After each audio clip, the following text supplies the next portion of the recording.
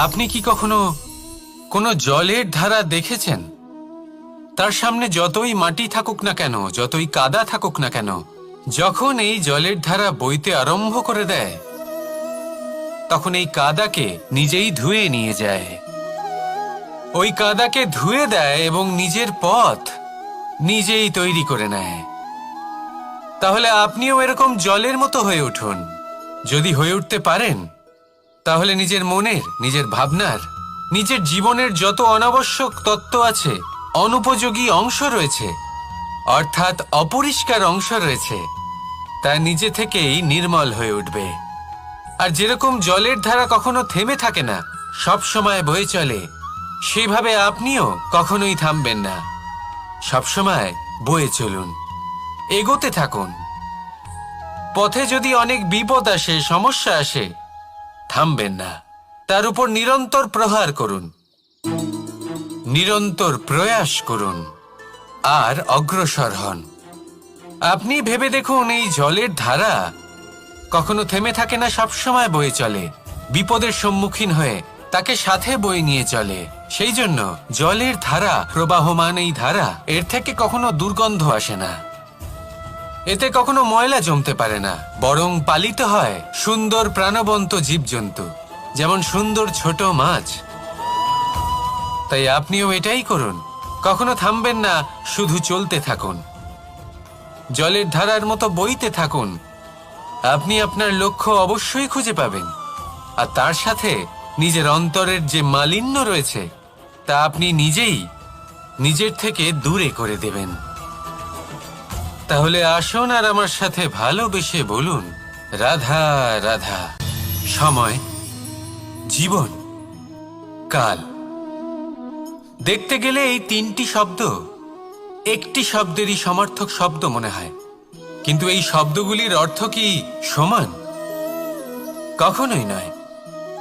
হ্যাঁ, এই সময় চলতে থাকে, জীবন চলতে থাকে, কালচক্র চলতে থাকে। এই সময় কেটে যায়, কিন্তু এই জীবন, একে যাপন করতে হয়। কি বলেন? এই জীবনে কিছু করুন বা কিছু না করুন, জীবন এমনি কেটে যাবে, আপনি জানতেও পারবেন না। কিন্তু সেটা আমাদের উদ্দেশ্য নয়, একে যাপন করতে হবে। এই জীবনে প্রেরণা পেতে শিখুন, প্রেরণা দিতে শিখুন, আহ্বান গ্রহণ করতে শিখুন, আহ্বান জানাতে শিখুন, মহান কাজ করতে শিখুন, ধন্যাত্মক বোধ জাগিয়ে তুলুন। জীবন অতিবাহিত করার অর্থ কি, তা আপনি শিখে যাবেন। কারণ সময় কেটে যায়, সমস্ত যুগ কেটে যায়, কিন্তু জীবনের রীতি জীবন কাটিয়ে দেওয়া নয়, জীবন যাপন করা। এই জীবন সম্পূর্ণরূপে অনুভব করতে হবে, নতুন পথ বানাতে হবে। এবারে যদি এই জীবন বাঁচার সময় একবার ভেবে দেখুন, যদি মনে প্রেম থাকে, সদ্ভাবনা থাকে, তাহলে কি হবে? এই জীবনকে বাঁচার অনুভূতিটাই অন্যরকম হয়ে যাবে, একটা আনন্দময় অনুভূতি লাভ করবেন। তাহলে এটাই করুন আর আমার সাথে ভালোবেসে বলুন, রাধা রাধা। এবার অনেক সময় মানুষের মনে এরকম প্রশ্ন আসে যে এই সংসারে সব থেকে বড় বিপদ কি? কেউ বলে ধর্ম সংকট, আবার কেউ বলে প্রাণের উপর আসা সংকট। প্রত্যেক মানুষের জীবনে বিভিন্ন সংকট আসে, আর এই সমস্ত সংকট অত্যন্ত বিচিত্র হতে পারে। এই সমস্ত সংসার হলো সংকট দ্বারা পরিপূর্ণ। ঠিক আছে, আপনাকে একটা উদাহরণ দিই। একজন ধনী ব্যক্তি, এবার ওনার জীবনে সংকট কি হতে পারে? সংকট এটাই যে কেউ তার সম্পত্তি চুরি না করে নেয়, আমরা বুঝতে পারছি। এবার একজন চোর, তার জীবনে সংকট কি হতে পারে? যে চুরি করার সময় সে যদি তার একটা কাশি চাপতে না পারে, তাহলে সে ধরা পড়ে যেতে পারে, ঠিক কিনা? আবার অনেক সময় এমনও হয় যে যার জন্য আমি সংকট, সেও আমার কাছে সংকট। যেমন এই পরিস্থিতিতে দেখুন, সংকট হলো সংকট, এ তো জীবনে থাকবে, কিন্তু এর সম্মুখীন কিভাবে হওয়া যায়? খুব সরল। সব এটার ওপর নির্ভর করে, মনের ওপর। এই মনকে নিয়ন্ত্রণ করলে সব ঠিক থাকবে। এবার যদি ধনী ব্যক্তি মনকে নিয়ন্ত্রণ করে ফেলেন, নিজের অর্থের ব্যবহার শুভ কাজের জন্য, সমাজের সেবার জন্য বিকাশ করতে করেন, ওই অর্থকে একত্রিত করে না রাখেন, তাহলে চুরির সমস্যা, এই সংকট সেখানেই কেটে যাবে। এবার যদি কথা বলি সেই চোরের, তাহলে চোর যদি নিজের মনকে সংযত করে নেয়, যদি নিজের কর্মকে নিয়ন্ত্রণ করতে পারে, তাহলে এমন কোনো স্বর নেই, এমন কোনো স্বর নেই যা ওকে ধরা পড়তে বাধ্য করবে। সেই জন্য জীবনে সংকট যতই আসুক, যত বড়ই সংকট আসুক না কেন, কবচ হলো একটাই, আর এই কবচের নাম হলো আত্মনিয়ন্ত্রণ। নিজের মনকে নিয়ন্ত্রণে রাখতে শিখুন। এটা নিজের জীবনে প্রয়োগ করে তো দেখুন। যদি আপনি করতে পারেন, তবে আপনি দেখবেন যে সংকট তো জীবনে আসা যাওয়া করে, কিন্তু সেই সংকটগুলির সম্মুখীন আপনি এইভাবে করতে পারবেন। তাহলে সেটাই করুন, আর আমার সাথে ভালোবেসে বলুন, রাধা রাধা। এই দড়িটা দেখুন, ছোট ছোট রেশম দ্বারা তৈরি, এটা সরু সুতো দ্বারা তৈরি হয়েছে এটা, আর এ অত্যন্ত কোমলও বটে। আর আপনি চাইলে এটা সোজাও করে দিতে পারেন, আর চাইলে এটা বেঁকিয়েও দিতে পারেন, আর যদি চান তাহলে এটা গোল গোল করে বেঁধে কোথাও রেখেও দিতে পারেন। এবার এই কোমল দড়ি যদি কোনো নিষ্ঠুর কঠিন পাথরে বারংবার জড়িয়ে দেওয়া হয়, তাহলেও তাকেও কাটতে পারে, নিজের ছাপ ছেড়ে যেতে পারে, সেটার আকারও বদলে ফেলতে পারে। এবার এর কারণ কি? এর কারণ হলো অভ্যাস আর নিরন্তর প্রচেষ্টা। যদি আপনিও চেষ্টা করেন আর নিরন্তর কর্ম করে যান, তাহলে আপনার প্রারব্ধ পাথরের মতো কঠিনই হোক না কেন, তাতে ভাঙন ধরিয়েও আপনি নিজের লক্ষ্যে অবশ্যই পৌঁছতে পারবেন। একটা গুরুত্বপূর্ণ কথা মনে রাখবেন, সুকর্মের অভ্যাস আর নিরন্তর প্রয়াস, এই হলো সাফল্যের মন্ত্র। তাহলে জীবনে এই মন্ত্র আনুন, আর আমার সাথে ভালোবেসে বলুন, রাধা রাধা।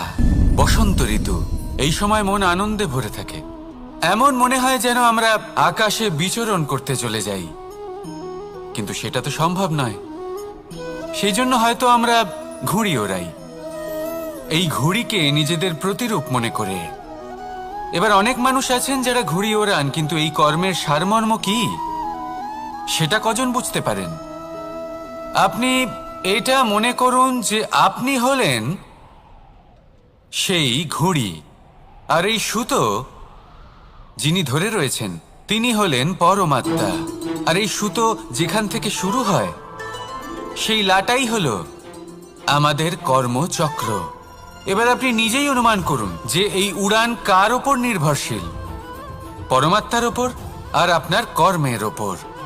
যদি পরমাত্মা আপনার হাত ধরে থাকেন, আপনার সাথে থাকেন, যদি আপনি শুভ কর্ম করতে থাকেন, আপনি এই আকাশে উড়তে থাকবেন। কিন্তু কোথাও কোথাও যদি পরমাত্মার সাথে এই বন্ধন ছিন্ন হয়, আপনার কর্মচক্র খারাপ হয়ে যায় বা থেমে যায়, তাহলে আপনার এই ঘুড়ি কেটে যাবে আর দূরে কোনো গাছের ডালে গিয়ে আটকে যাবে।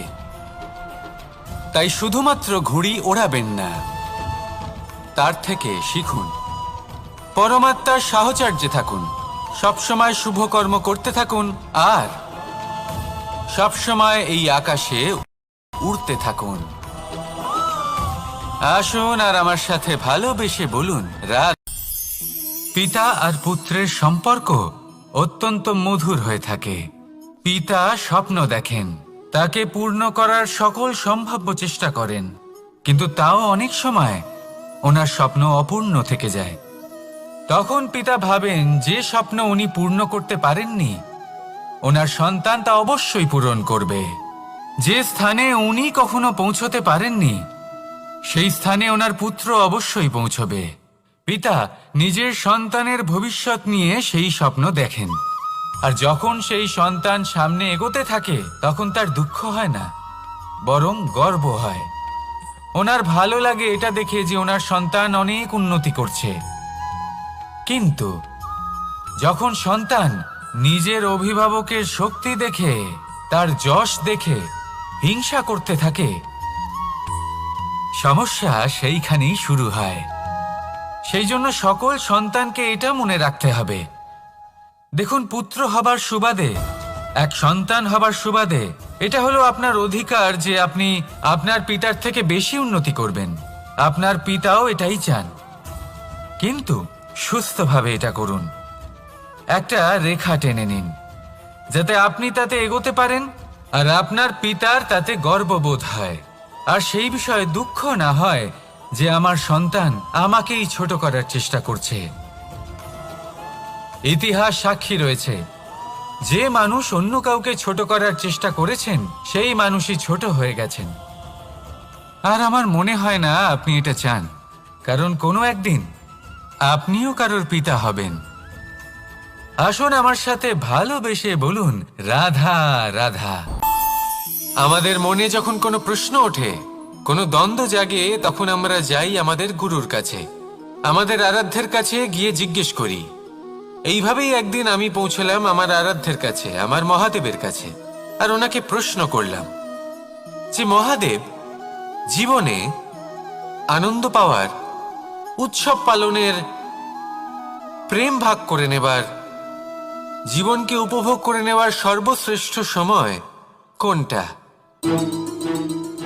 মহাদেব হাসলেন আর উনি বললেন, জীবনে উৎসব পালনের সব থেকে শ্রেষ্ঠ দিন হলো মৃত্যুর ঠিক আগের দিনটা।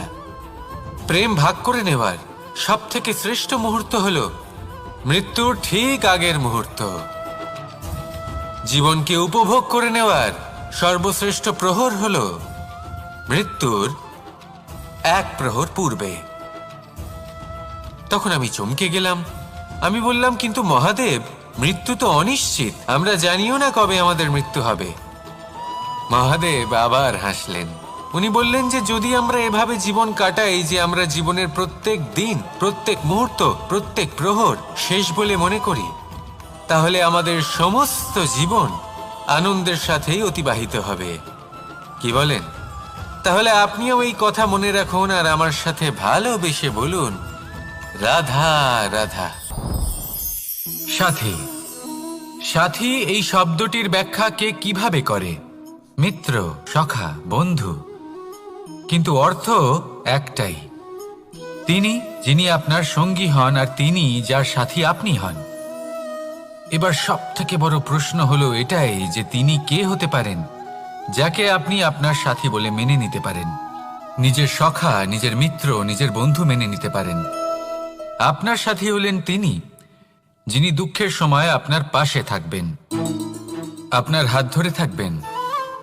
আপনার সাথী হলেন তিনি যার হাত আপনি নিজের সুখের দিনে ধরে থাকবেন। সেই সাথীরই হাত ধরুন যিনি দুঃখে সবসময় আপনাকে সাহায্য করার জন্য তৎপর হয়ে থাকেন, আপনার পাশে থাকেন, আর যাকে সুখের দিনে আপনি আপনার সাথে রাখতে পারেন। আর যখন আপনার সাথে আপনার এই সাথী থাকবে, তখন আপনি এটা বুঝবেন যে যখন জীবনে দুঃখ আসে তখন এই দুঃখ কমে যায়, সবার মধ্যে ভাগ হয়ে যায়। আর যদি তখন সুখ আসে তাহলে সেটা সবার উপস্থিতিতে আরো বেড়ে যায়। এটাই হলো প্রেম, এটাই হলো ভালোবাসা, এটাই হলো সঙ্গ, যেমন সম্পর্ক আমার আর রাধার মাঝে। তাহলে আসুন আর আমার সাথে ভালোবেসে বলুন, রাধা রাধা। জীবনে অগ্রসর হওয়ার জন্য আমাদের কাকে প্রয়োজন হয়? মাতা পিতা, বন্ধু, প্রেম, সাহায্য, অর্থ, পরিশ্রম, আশা। ভিন্ন ভিন্ন মানুষ ভিন্ন ভিন্ন বিকল্প চয়ন করে। যদি আমি আপনাকে বলি তাহলে জয় আর পরাজয়ের মন্ত্র দুটো শব্দের উপর নির্ভর করে, মেনে নেওয়া আর দৃঢ় হওয়া। যদি মেনে নেন তাহলে হেরে যাবেন, যদি দৃঢ় হন তাহলে নিশ্চিত রূপে জয়ী হবেন। যদি কখনো আপনি ক্লান্ত হয়ে ওঠেন, আপনি দুঃখী হন, পুরোপুরি ভেঙে পড়েছেন, তখন মেনে নেবেন না যে আপনি ভেঙে পড়েছেন, নয়তো হেরে যাবেন। তখন উল্টে স্থির করবেন যে যাই হয়ে যাক না কেন আমি জয়ী হবই। আর আপনি দেখবেন যে জয় নিশ্চিত রূপে আপনার কাছেই আসবে। তাহলে এই কথা মনে রাখবেন আর আমার সাথে ভালোবেসে বলবেন, রাধা রাধা। মানুষের জীবনে দুই ধরনের আবেগ থাকে যা চিরকাল তার সাথে বসবাস করে। প্রথম, স্বপ্ন। দ্বিতীয়, অজুহাত। মানুষ হাজার হাজার স্বপ্ন দেখতে পারে। আমাকে এই কাজ করতে হবে, আমাকে ওখানে ঘুরতে যেতে হবে, আমায় জীবনে এই অসম্ভব কাজ বাস্তবায়িত করে দেখাতে হবে, আদি ইত্যাদি। এবার ঠিক যেমন স্বপ্ন দেখেন সেইভাবে অজুহাতও খুঁজে নিয়ে আসেন। আমি এই স্বপ্ন পূরণ করতে পারলাম না, কারণ আমাকে কেউ সাহায্যই করলো না, কারণ আমি দুর্বল হয়ে পড়েছিলাম, কারণ আমার কাছে সময়ই ছিল না, আদি ইত্যাদি। এবার সাফল্য এবং অসফলতার মাঝখানে এই ধরনের সংঘর্ষ হতে থাকে। সাফল্য তখন লাভ করা সম্ভব যখন আপনার স্বপ্ন আপনার অজুহাতের থেকে অনেক বড় হয়, আর অসফলতা তখন পাবেন যখন আপনার অজুহাত আপনার স্বপ্নের থেকে অনেক বড় হয়। আপনি যদি সাফল্য লাভ করতে চান তাহলে চেষ্টা করতে থাকুন, পরিশ্রম করুন। যদি অসফল হন তাহলে ভয়ভীত হওয়ার কোনো প্রয়োজন নেই। নিজের ভুল বুঝুন, তাকে শুধরে নিন, আবার চেষ্টা করুন। কিন্তু যদি নিজের জীবনে অজুহাত নিয়ে আসেন তখন স্বপ্ন কখনো পূরণ হবে না। আসুন আমার সাথে ভালোবেসে বলুন, রাধা রাধা। এই সংসারের সব থেকে কঠোর ধাতুর মধ্যে একটি হলো লোহা।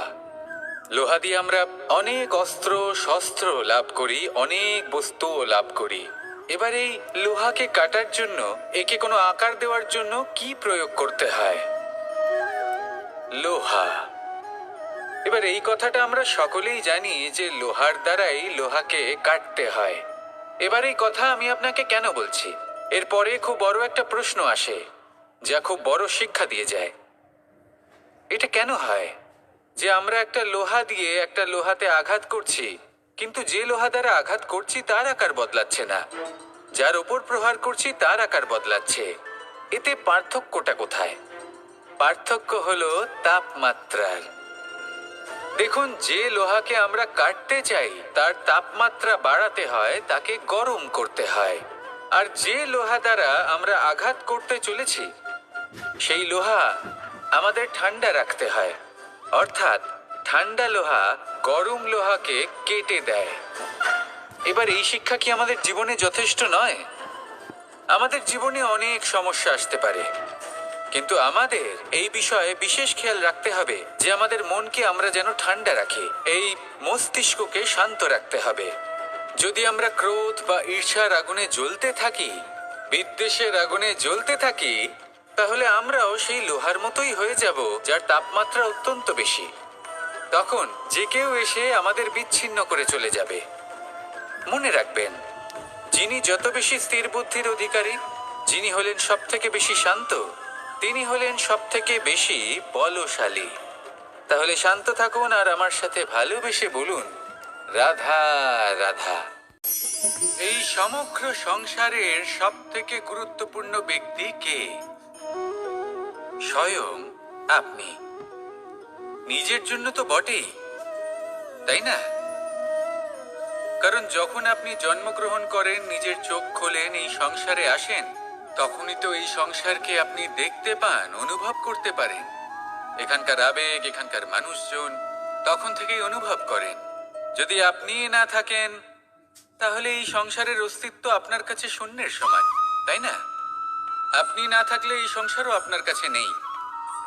এবার সবাই বলবেন যে এ তো সত্যি কথা, সেই অনুযায়ী তো আমার স্বার্থপর হওয়া উচিত, অহংকারী হওয়া উচিত, কারণ আমার কাছে আমিই তো সবকিছু। দৃষ্টিভঙ্গি পাল্টে দেখুন। আপনার কাছে সব থেকে বেশি গুরুত্বপূর্ণ ব্যক্তি কে? আপনি নিজেই। সেই মানুষটি কেমন হওয়া উচিত একটু ভেবে দেখুন।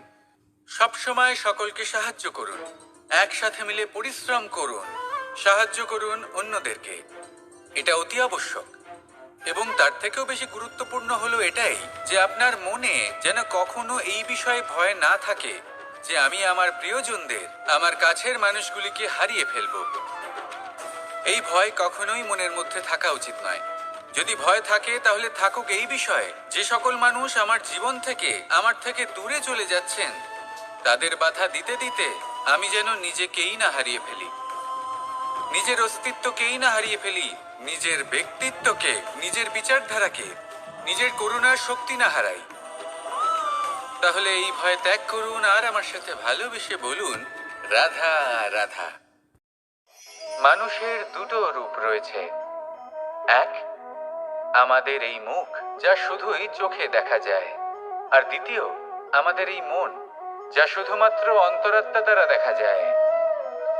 এবার আমাদের এই মুখ তা ঈশ্বর সকলকেই আগে থেকেই প্রদান করেছেন, কিন্তু এই মন কেমন হবে তা আমাদের জীবনের অনুভূতি এবং আমাদের জীবনের লক্ষ্য এগুলি সুনিশ্চিত করে। অর্থাৎ নেত্র দিয়ে দেখা যায় আমাদের এই মুখ, তা শুধুই এই কারণে প্রয়োজন যাতে সংসার আমাদের দেখতে পায়, আমাদের চিনতে পারে।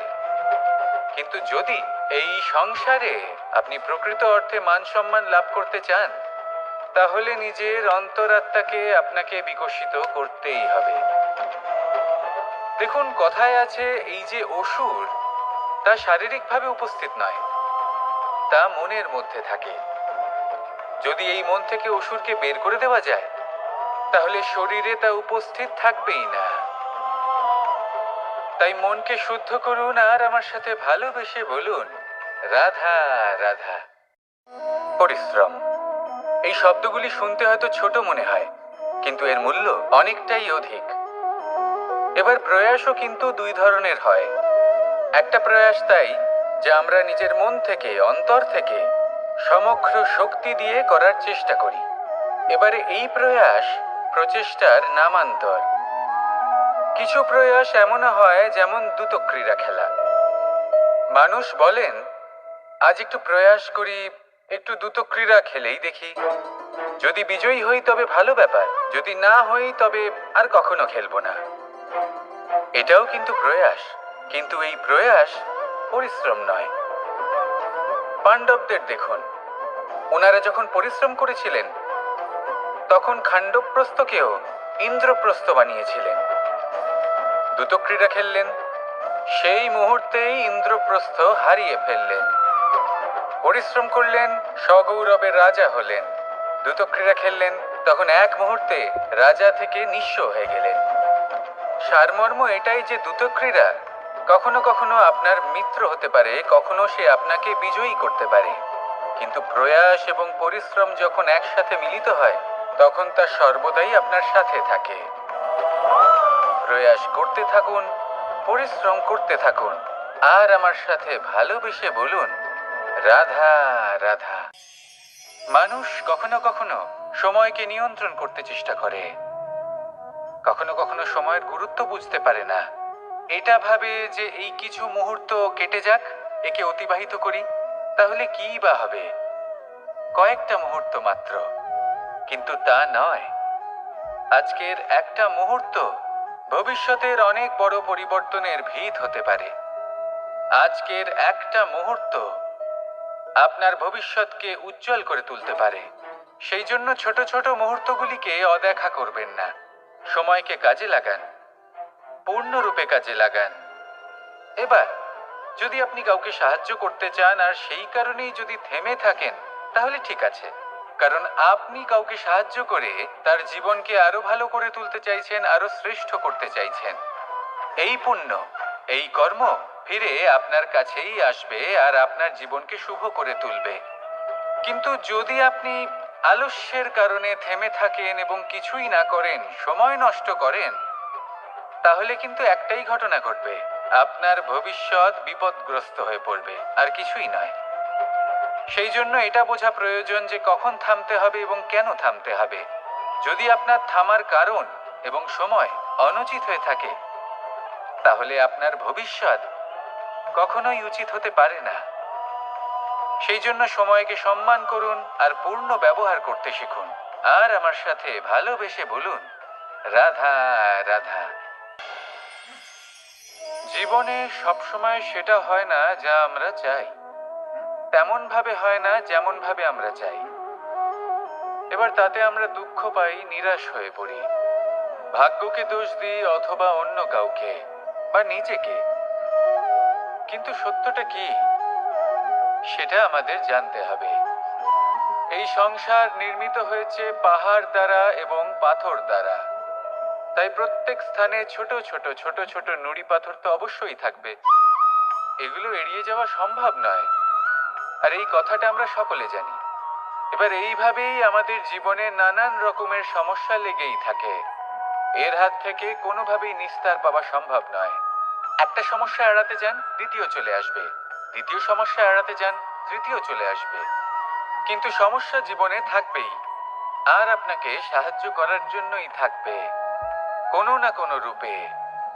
আপনার চারপাশে পাথর আছে, এটা আপনার উপর নির্ভরশীল আপনি কি করবেন, কোন পথে অগ্রসর হবেন এবং কিভাবে অগ্রসর হবেন। এবার দেখুন, এটা তো সবসময় সম্ভব নয় যে আপনার পদতলে ফুলের চাদর থাকবে, এটা তো অসম্ভব। সেই জন্য উচিত এটাই হবে যে আপনি পাদুকা পরিধান করে জীবনে অগ্রসর হন। এর সারমর্ম এটাই, যখনই জীবনে সমস্যা আসবে দৃঢ় হয়ে সম্মুখীন হন এবং এটা বোঝার চেষ্টা করুন যে এই সমস্যা জীবনে কেন এলো, কি শিক্ষা দিয়ে গেল। আপনার মধ্যে দোষ অবশ্যই থাকবে, তাকে গুণে পরিবর্তিত করুন। এই জীবন আরো বেশি সহজ সরল হবে এবং প্রসন্ন হয়ে বলবে, রাধা রাধা। অনেক মানুষ আমাকে এসে বলেন যে কানাই, তোমার কথাগুলি তো আর কি বা বলি, তোমার কথা কি থেকে কি করে ফেলতে পারে, অসম্ভবকে সম্ভব করে ফেলতে পারে। এত শক্তি তোমার কথাতেই রয়েছে, তো অন্য কিছু করার কোনো প্রয়োজনই কোথায়? এবার ওনারা এই কথাটা বুঝতে পারেন না যে জ্ঞান শুধুমাত্র শব্দের সমন্বয় মাত্র। কিন্তু এর অর্থ কি সেটা জানার জন্য অনুভব করা প্রয়োজনীয়, সেই পথে চলা প্রয়োজনীয়। এই অভিজ্ঞতাই আপনাকে অর্থ বুঝিয়ে দেবে।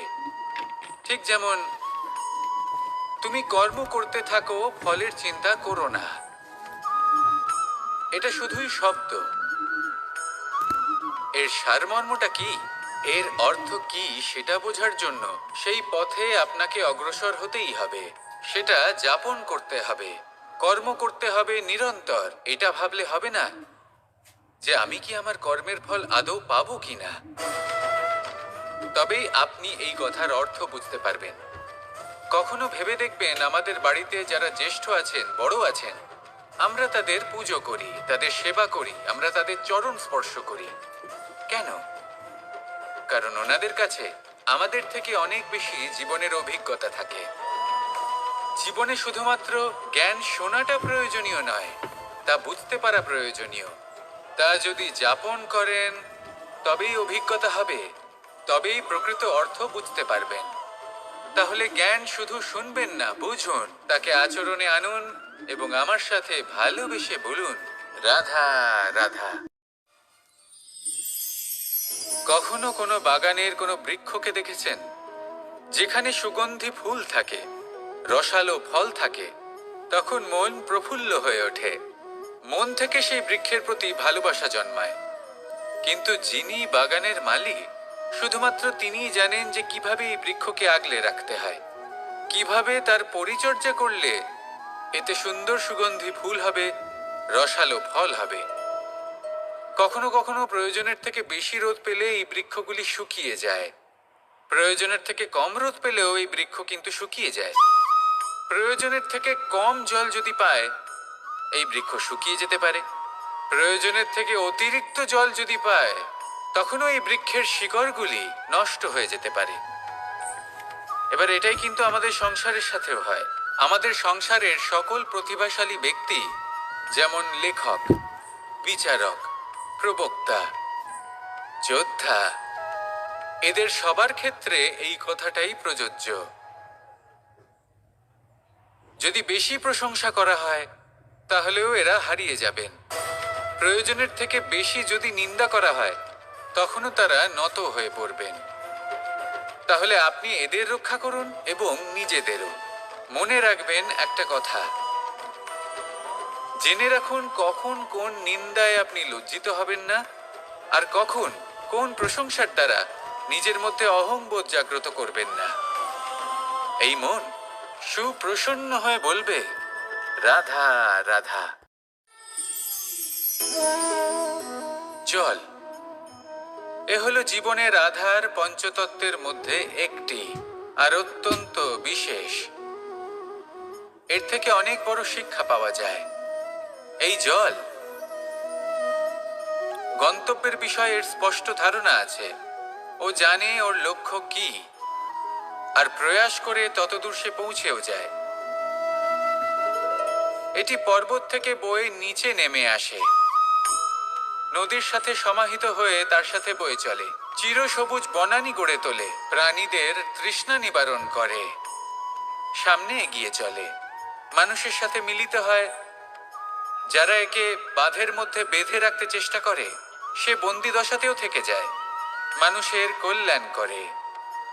তারপর বাঁধ থেকে মুক্তি পেয়ে এগিয়ে চলে, কোথাও ধাক্কা খায়, কোথাও বাধা পড়ে, কোথাও যদি পথ খুঁজে না পায় তাহলে পথ খুঁজেই নেয়, আর যেখানে পথ থাকে না সেখানে পথ বানিয়ে নেয়, আর শেষ পর্যন্ত নিজের লক্ষ্যে পৌঁছেই যায়, অর্থাৎ সমুদ্রে গিয়ে সমাহিত হয়ে যায়। আমাদেরও কিছুটা এরকমই হয়ে উঠতে হবে। যেখানেই যাবেন সকলের কল্যাণ করুন, সামনে এগোন। আপনি কোথাও পড়ে গেলে, ধাক্কা খেলে আঘাত লাগবেই, উত্থান পতন লেগেই থাকে। সামনে এগোতে থাকুন। কোথাও পথ না পেলে তা খুঁজে নিন, কোথাও পথ না থাকলে তা বানিয়ে নিন। নিজের গন্তব্যের কথা সব সময় মনে রাখুন। শেষ পর্যন্ত নিজের মোক্ষ লাভ আপনি অবশ্যই করবেন। আর আমার সাথে ভালোবেসে বলুন, রাধা রাধা। কখনো কোনো বৃক্ষকে দেখেছেন? এই ধরিত্রী থেকে ততটুকুই জল নেয় যতটুকু তার প্রয়োজন। কোনো প্রাণীকে দেখুন, এই প্রকৃতি থেকে ততটুকুই খাবার গ্রহণ করবে যতটুকু তার খিদে রয়েছে। খিদে মিটে গেলে আর খাবে না। এবার মনুষ্যকে দেখুন, সে নিজের জীবনে যা কিছু পেয়েছে, বস্তু, ধন, খাবার, শক্তি, প্রয়োজনের থেকে অনেক বেশি লাভ করার চেষ্টা করে থাকে। প্রয়োজনের থেকে বেশি যদি পেয়েও যায় তাহলেও তার কম মনে হয়। এবার এরকম ঠিক কেন হয়? এর পেছনের কারণ কি? কারণ হলো লোভ। লোভের আগুন কিছু এমন হয়, যদি মানুষের মনে একবার প্রজ্বলিত হয় তাহলে শুধু বাড়তেই থাকে। ততক্ষণ বাড়বে যতক্ষণ না আপনি নিজে তাকে বাধা দিচ্ছেন। তবে এই লোভের আগুন নিয়ন্ত্রণ করা সম্ভব। পরিমিতিবোধ, পরিমিতিবোধের চিন্তা। আপনাকে শুধু নিজেকে একটা সরল প্রশ্ন করতে হবে। যখনই মনের মধ্যে কোনো বস্তুর প্রতি, শক্তির প্রতি, ধনের প্রতি, ভোজনের প্রতি লোভ বেড়ে যায়, নিজেকে প্রশ্ন করুন, এটা কি আমার কাছে ততটাই প্রয়োজনীয় যতটা একটা বৃক্ষের কাছে জল, যতটা একটা প্রাণীর কাছে ভোজন? এটা কি ততটাই প্রয়োজনীয়? যদি উত্তর না হয় তাহলে নিজেকে সেখানেই বাধা দিন, সেই ভাবনা সেখানেই ত্যাগ করুন, কারণ সেটাই হলো লোভ। ঠিক এইভাবেই প্রয়োজনীয়তার চিন্তা করে আস্তে আস্তে এই মন নির্লোভ হয়ে উঠবে, আর এই মন প্রসন্ন হয়ে বলবে, রাধা রাধা। আজ আমরা দুই ধরনের ব্যক্তির বিষয়ে কথা বলবো। প্রথম জন হলেন যে প্রয়োজনের থেকে অনেক বেশি পরিমাণ ধন উপার্জন করে থাকেন। তার কাছে ততটা ধন থাকে যতটা তার প্রয়োজনও নেই, তারপরেও আরো ধন উপার্জন করতে চেষ্টা করতে থাকেন। সকল সম্ভব চেষ্টা করেন, সকল সম্ভব কর্ম করেন, তা সে উচিত কর্ম হোক বা অনুচিত, তাতে তাদের কিছুই যায় আসে না। তারা শুধুই এই সংসারের সকল সুখ ভোগ করতে চান, সকল স্বাচ্ছন্দ্য লাভ করতে চান।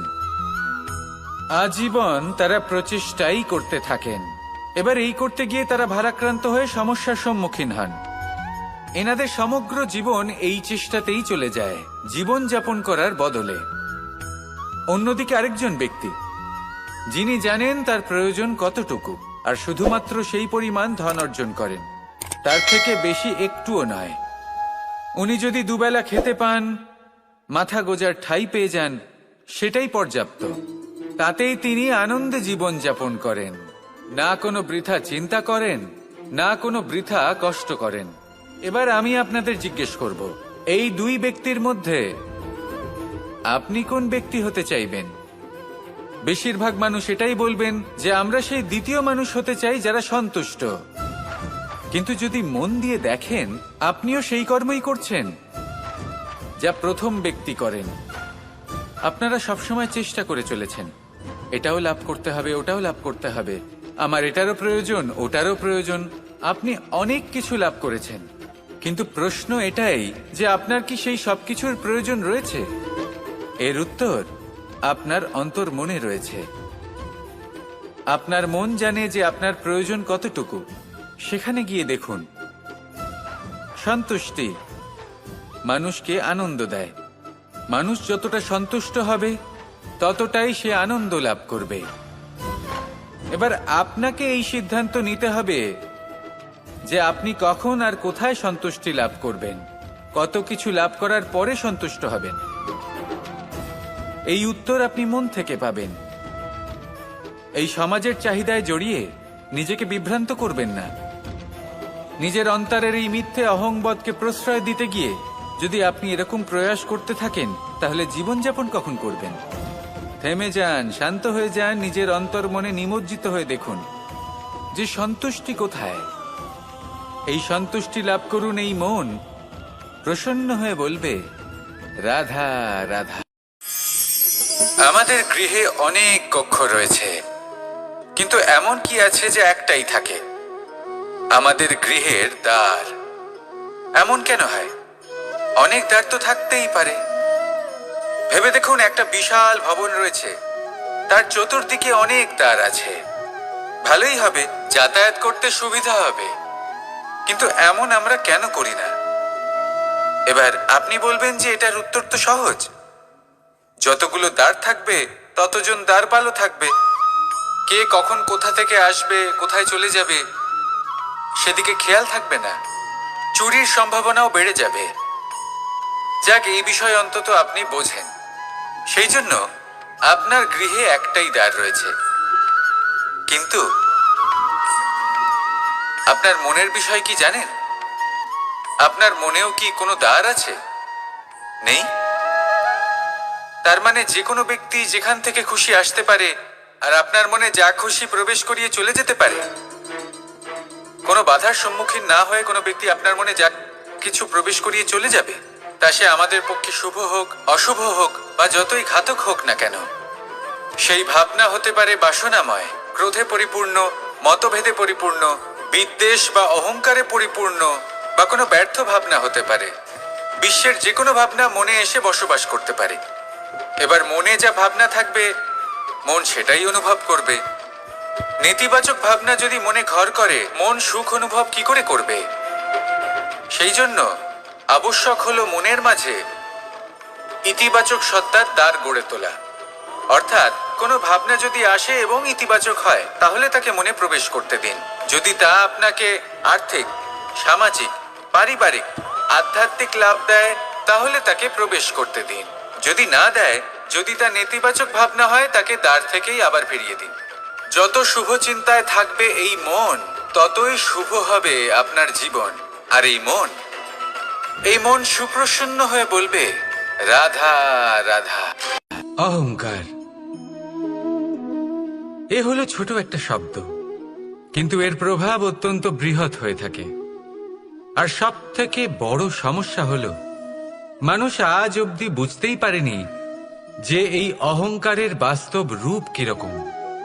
কেউ একে গর্বের নাম দেন, কেউ একে আত্মসম্মানের নাম দিয়ে থাকেন। এবং কোথাও একটা এমন সময় চলে আসে যখন সময় এই অহংকারকে ভেঙে খান খান করে দেয়। আর তখন না গর্ব আপনাকে বাঁচাতে পারে, না আপনার আত্মসম্মান। এখন যদি আপনাকে উদাহরণ দিই, তাহলে যেখানে আপনি বসে আছেন সেই ঘরেই ওপরে তাকান, সেই ছাদের দিকে।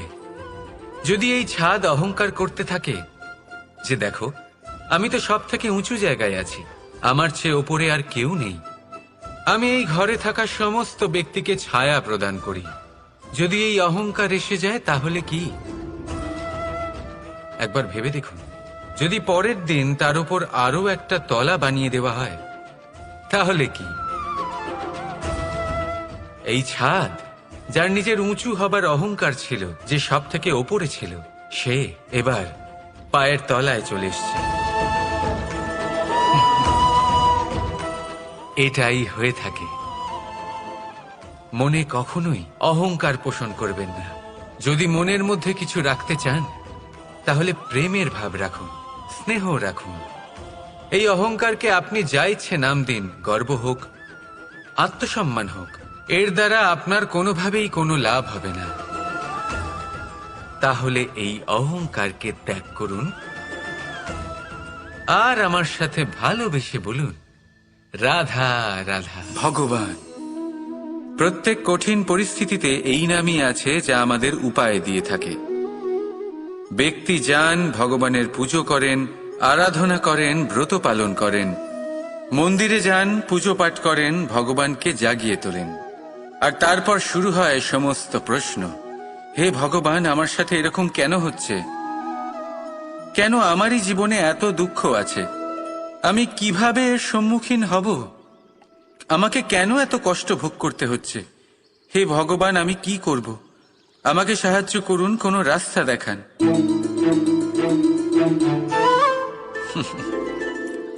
চলুন, আমি আপনাকে একটা প্রশ্ন করি। মন্দিরে যাওয়ার চেষ্টা করার আগে আপনি কি জীবনে ততটা চেষ্টা করেছেন যতটা সেই সমস্যাকে দূর করার জন্য দরকার ছিল? দ্বিতীয় প্রশ্ন, ভগবানকে জাগানোর পূর্বে আপনি কি নিজেকে জাগিয়ে তুলেছেন? আপনি কি আলস্য ত্যাগ করেছেন? তৃতীয় প্রশ্ন, ভগবানকে জিজ্ঞাসা করার আগে আপনি কি নিজেকে জিজ্ঞাসা করেছেন যে আমি কেন এত অসফল হচ্ছি? যদি না করে থাকেন তাহলে সবার আগে এটা করুন। আপনি সমস্ত প্রশ্নের উত্তর পাবেন, সমস্ত বিপদের পরিত্রাণ পাবেন। অন্য কোথাও নয়, নিজের ভেতরে তাকিয়ে দেখুন। চেষ্টা করুন নিজেকে জাগিয়ে তোলার।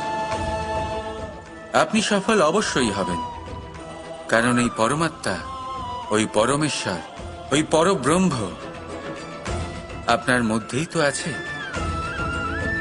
রাধা রাধা। এটা হলো একটা সাদা পাতা। এবার এতে আমি যাই লিখব সেটাই এর অস্তিত্ব হবে। এতে আমি প্রেমের কিছু কথা লিখে একে প্রেম পত্র বানিয়ে তুলতে পারি। মাতা পিতার জন্য একটা শুভ সংবাদ লিখতে পারি। শত্রুর বিষয়ে সতর্ক করব বলে সেনাকে একটা সংবাদ লিখতে পারি। দ্বারকাবাসীর জন্য কোনো সংবাদ পাঠাতে পারি। যাই লিখব এই পত্র সেটাই হয়ে উঠবে। সেই রকমই হলো আমাদের জীবন। আমরা যেমন কর্ম আমরা করব, আমাদের অস্তিত্ব এবং ব্যক্তিত্ব ঠিক তেমনই হয়ে উঠবে।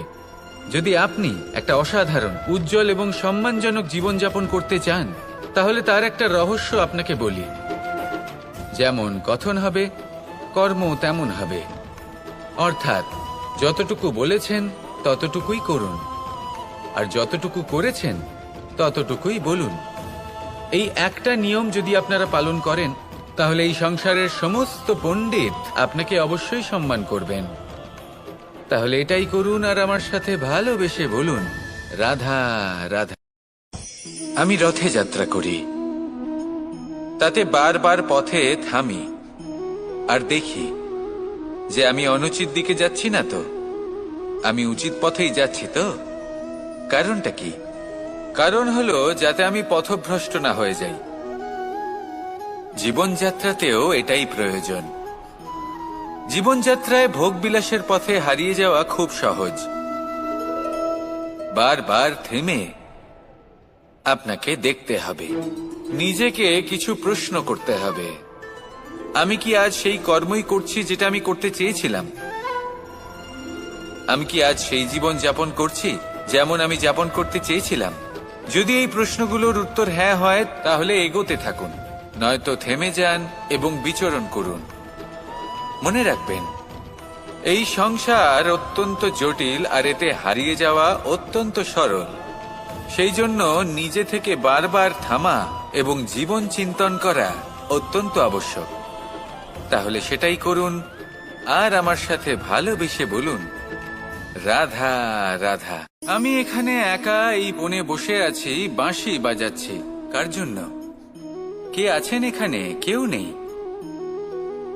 আমার প্রজা, আমার রাজ্য, আমার পরিবার আমার থেকে অনেক দূরে আছেন। আমি এখানে একা এই বনে বসে এই আকাশের এই রঙের, গাছের এই সব ফলের, মাটির সুবাসের আনন্দ উপভোগ করছি। কেন?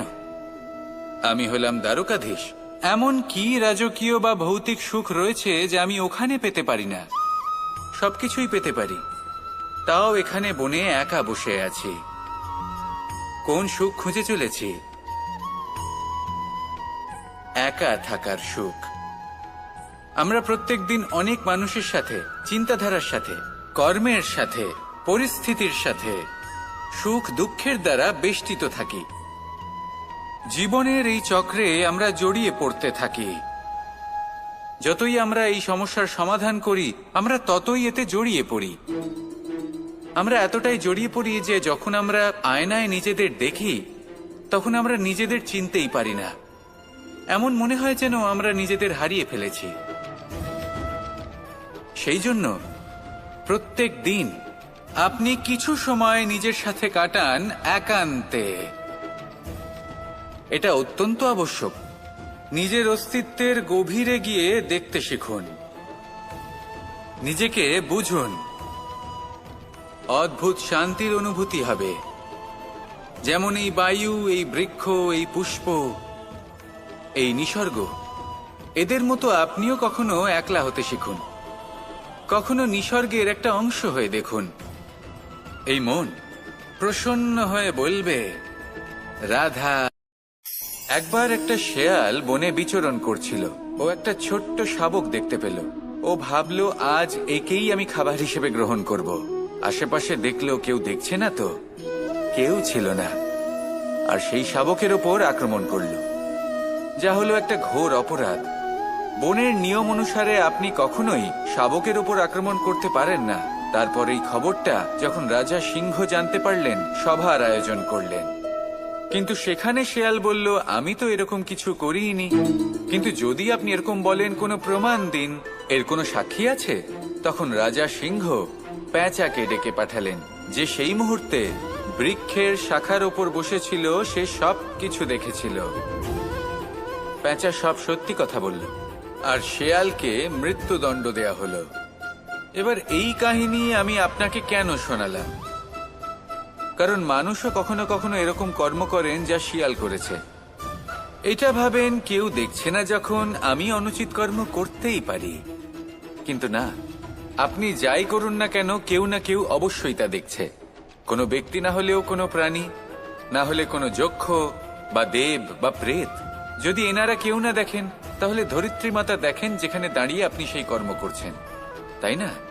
তাই একটা কথা সবসময় মনে রাখবেন, কে দেখছেন কে দেখছেন না সেই বিষয়ে ভাবা ছেড়ে দিন।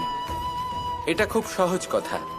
আপনি যদি উচিত কর্ম করেন, উচিত ফল পাবেন। যদি অনুচিত কর্ম করেন, তাহলে আপনি অনুচিত ফল অবশ্যই পাবেন। সেই জন্য উচিত পথে চলতে থাকুন, উচিত কর্ম করতে থাকুন, আর আমার সাথে ভালোবেসে বলুন, রাধা রাধা। বাহ, পুষ্পের সুবাস আমার খুব ভালো লাগে। অত্যন্ত সুন্দর হয় এই পুষ্প। এইভাবে চারিদিকে পুষ্প দেখে মন আনন্দিত হয়ে ওঠে। এবার আপনারা ভেবে দেখুন, আমার চারিদিকে পুষ্প নয়, আগুন আছে। তাহলে কি হবে? আমার শরীর কি জ্বলে যাবে না? অবশ্যই জ্বলবে। শরীরকে কি আগুনের তাপ সহ্য করতে হবে না? অবশ্যই সহ্য করতে হবে। এটাই হলো প্রকৃতির নিয়ম। এই নিয়ম কিন্তু আমরা সবাই জানি, কিন্তু আমাদের মধ্যে বেশিরভাগ মানুষ এই বিভ্রান্তি নিয়ে বাঁচি যে এই যে প্রকৃতির নিয়ম, তা আমার ওপর প্রযোজ্য নয়। তা কিন্তু নয়। আমাদের চতুর্দিকে এই যে নিসর্গ রয়েছে, আমরা তার কতটা ক্ষতি করি সেটা একবার ভেবে দেখুন। আমরা বনাঞ্চল জ্বালিয়ে দিই, বায়ু দূষিত করি, জল দূষিত করি, প্রাণীদের হত্যা আমরা করি। কেন? এই নিসর্গ আমরা নষ্ট করি, যদিও আমরা জানি যে আমরাও হলাম এই নিসর্গেরই অংশ। এবার দেখুন, শরীরের কোনো অংশে যদি আগুন ধরান, আস্তে আস্তে সমস্ত শরীরও জ্বলে যাবে। সেইভাবেই নিসর্গ যদি নষ্ট হয়ে যায়, তাহলে মনুষ্য জাতিও নষ্ট হয়ে যাবে। তাই এই যে নিসর্গ আপনি দেখছেন, এই পুষ্প, এই বৃক্ষ, বায়ু, জল, এদের সকলকে রক্ষা করুন, নষ্ট নয়। মনে রাখবেন, যদি নিসর্গ থাকে মানুষ থাকবে, যদি নিসর্গ থাকে তাহলেই জীবন থাকবে। আসুন আমার সাথে ভালোবেসে বলুন, রাধা রাধা। পাণ্ডবরা বন থেকে এসেছিলেন। ওনাদের কাছে না কোনো ধন ছিল, না কোনো সম্পদ, না বিদ্যা। নিজের পরিশ্রমের দ্বারা ওনারা বিদ্যা অর্জন করেছিলেন, আর তার দ্বারাই সম্পদ অর্জন করলেন আর ধনও অর্জন করলেন। এই পাণ্ডব ছিলেন অত্যন্ত কুশল এবং শক্তিশালী। যুধিষ্ঠির নিজের পরিশ্রম দ্বারা এমন জ্ঞান অর্জন করেছিলেন যে এই সংসার ওনাকে ধর্মরাজ যুধিষ্ঠির অভিহিত করেছিল। দেখতে গেলে পাণ্ডবদের কাছে সবকিছুই ছিল, কিন্তু যখন বিষয় এলো আরো ধন লাভ করার, তখন যুধিষ্ঠির, যিনি পাণ্ডবদের মধ্যে জ্যেষ্ঠ, তিনি সকল পাণ্ডবদের সাথে দ্যুতক্রীড়ায় অংশগ্রহণ করে ফেললেন। এর ফলে না শুধু ধনলক্ষ্মী, ধর্মলক্ষ্মী, বিবেক লক্ষ্মীকেও হারালেন, আর শুধু তাই নয়, নিজের গৃহলক্ষ্মী দ্রৌপদীকেও হারিয়ে ফেললেন। এর কারণ কি? ভুলে গেলেন খুব সহজ একটা কথা, এই সংসারে সম্মান এবং সাফল্য দুটোই পরিশ্রমের দ্বারা লাভ করতে হয়। কিন্তু দ্রুতক্রীড়ার এই খেলা আমাদের ভাগ্যের উপর নির্ভরশীল। এই সংসারে দুটি পথ রয়েছে। একটা পথ যেখানে কর্ম এবং পরিশ্রমের দ্বারা আপনি নিজের পথ নিজেই রচনা করতে পারবেন, আর দ্বিতীয় পথ হলো যেখানে এই ভাগ্য এক মুহূর্তে আপনাকে শিখরেও পৌঁছে দিতে পারে, আবার ধূলিসাৎ করে দিতে পারে। আপনি কোন পথ বাছবেন, সেই চয়ন আপনারই। আসুন আর আমার সাথে ভালোবেসে বলুন, রাধা রাধা। কোনো এক সময়ের ঘটনা এটা। মা এবং বাবা হাটে গিয়েছিলেন, তখন আমি আর দাদা গিয়েছিলাম গরু চড়াতে। আমরা বাড়ি ফিরে এলাম, আর মা সেই সময় একটা কাজ করতেন। যখনই হাটে যেতেন, দরজা তালা বন্ধ করে যেতেন। উনি খুব ভালো করে জানতেন যে যদি ওনার এই মাখন চোর সঠিক সময়ে পৌঁছে যায়, তাহলে এক ফোঁটাও মাখন ওনার অবশিষ্ট থাকবে না। এবার ঘটনা কিছুটা এরকম হলো যে মা আর বাবা মাঝে মাঝে হাটে যেতেন, তাই মাঝে মাঝে এই দরজা তালা বন্ধ করতে হতো। যখন মা আর বাবা ফিরে এলেন, তখন বাবা ভুলে গিয়েছিলেন যে এই চাবির গোছা থেকে ঠিক কোন চাবিটা দরজার তালা খোলার জন্য উপযোগী। উনি চেষ্টা করতে শুরু করে দিলেন। একটার পর একটা চাবি দিয়ে উনি চেষ্টা করতে থাকলেন, কিন্তু সেই দরজার তালা তো খুলতেই চাইছিল না। ওনার মাথা থেকে ঘাম পড়তে শুরু করলো। তখন মা বললেন যে তালা ভেঙে দেওয়া যাক। মা চলে গেলেন, আর বাবা বললেন, না না দাঁড়াও, আর কিছু চাবি বাকি আছে, এটা হয়তো খুলতে পারবো। মা হাতুড়ি নিয়ে চলে এলেন সেই তালা ভাঙার জন্য, আর তখনই বাবা শেষ চাবিটা প্রয়োগ করলেন, আর দরজার তালা খুলে গেল। যদি উনি চেষ্টা না করতেন, তাহলে এই তালাটাও ভেঙে যেত আর চাবিটাও নষ্ট হয়ে যেত, ঠিক কিনা?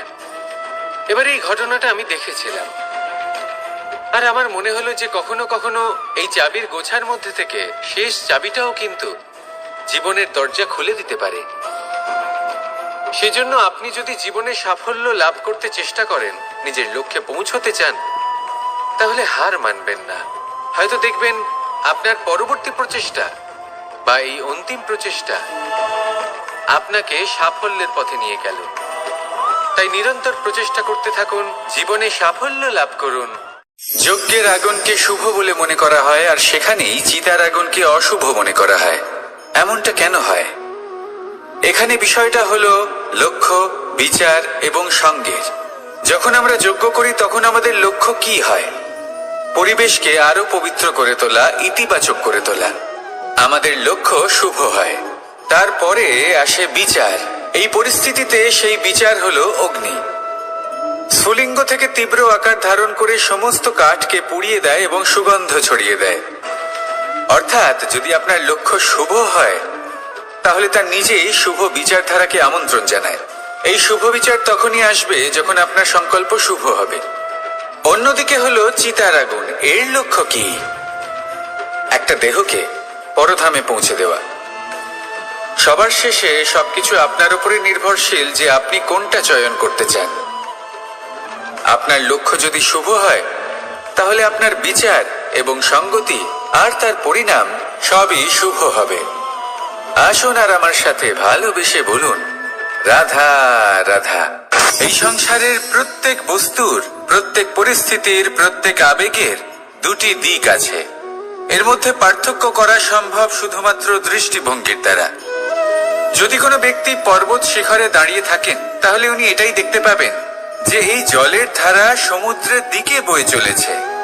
আরেক ব্যক্তি যিনি সমুদ্রের কাছে দাঁড়িয়ে আছেন তার এটাই মনে হবে যে এই জলের ধারা সমুদ্রের দিকে আসছে। এখানে বিষয়টা হলো দৃষ্টিভঙ্গির, আর এটাই সময়ের সাথেও হয়ে থাকে।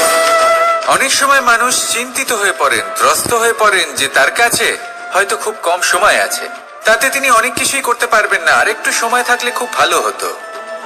তিনি এইভাবেও ভাবতে পারেন যে অল্প হলেও সময় বাকি তো রয়েছে, অর্থাৎ যা অবশিষ্ট আছে তাকে সংরক্ষণও করা সম্ভব, তাতে জীবন যাপনও করা সম্ভব।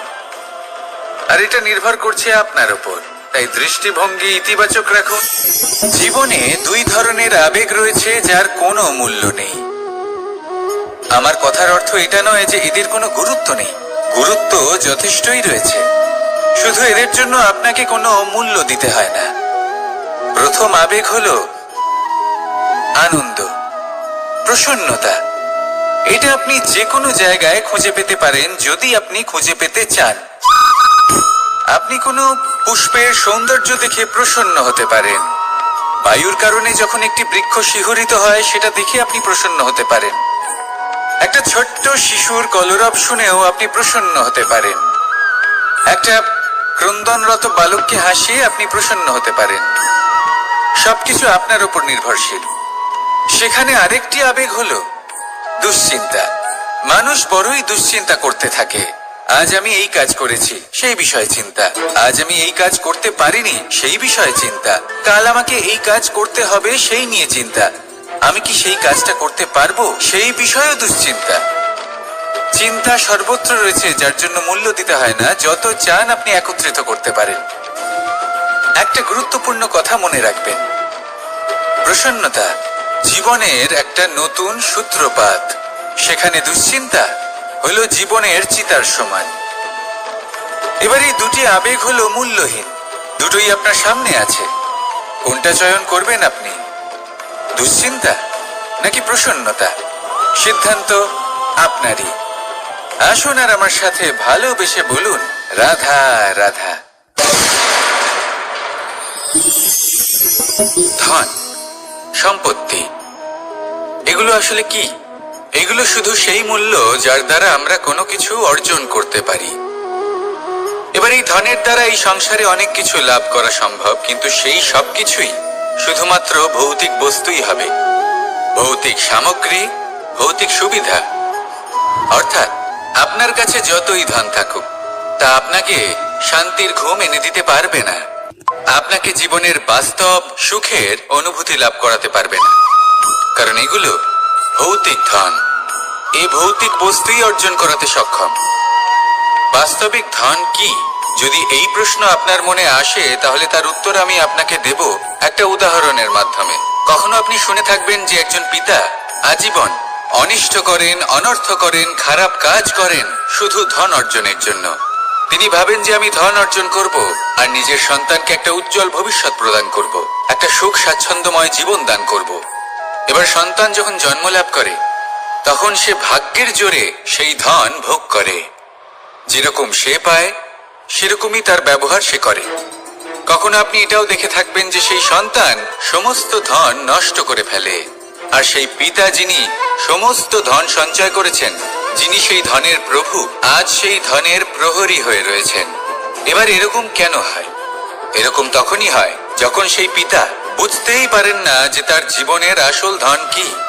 সেই আসল ধন তার সন্তানকে সে দিতেই পারে না। যদি পিতা তার সন্তানকে কর্মের জ্ঞান দিতে পারেন, উচিত কোনটা অনুচিত কোনটা সেই শিক্ষা দিতে পারেন, সংস্কারের প্রকৃত শিক্ষা দিতে পারেন, তবে সেটা ধনের থেকে অনেক বেশি গুরুত্বপূর্ণ। এটাই হলো জীবনের বাস্তব ধন। আপনি সেই কথা তো অবশ্যই শুনে থাকবেন, কুসন্তান হলে ধন সঞ্চয় করে কি হবে, সুসন্তান হলে ধন সঞ্চয় করে কি হবে।